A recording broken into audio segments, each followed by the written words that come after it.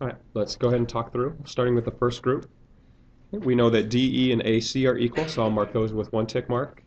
EF and CB are equal. Angle E is 25 degrees, and angle C is 25 degrees. Okay, so does this fit a pattern, SAS? Yeah, you have two sides. The included angle between them is congruent, so you know that these are congruent triangles. So we can start with either one. I'm just going to take triangle ABC,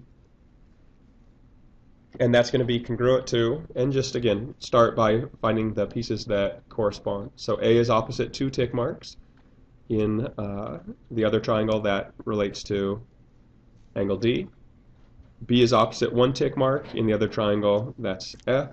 And finally, C is the angle with 25 degrees, that corresponds to E. So there's my congruent statement. The pattern here is two sides and the included angle, so SAS is the pattern.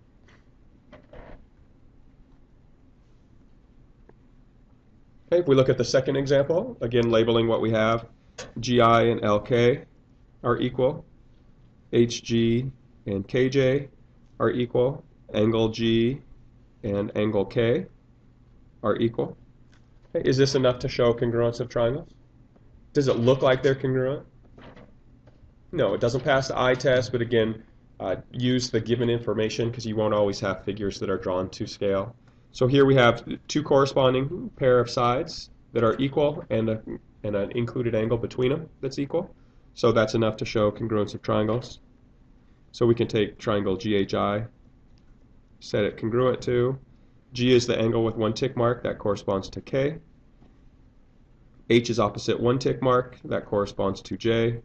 And I is opposite the two tick marks, that corresponds to L.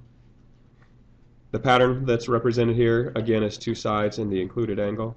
So SAS is the congruence pattern that justifies that. All right, if we look at this final example, we have MN and PR are equal, NO and RQ, angle Q and angle O. Okay, so we have two pair of sides and the non-included angle. Is that one of the congruence patterns? No. Okay, so this is that pattern that there may or may not be. Okay, so there's either going to be one possible solution or two possible solutions.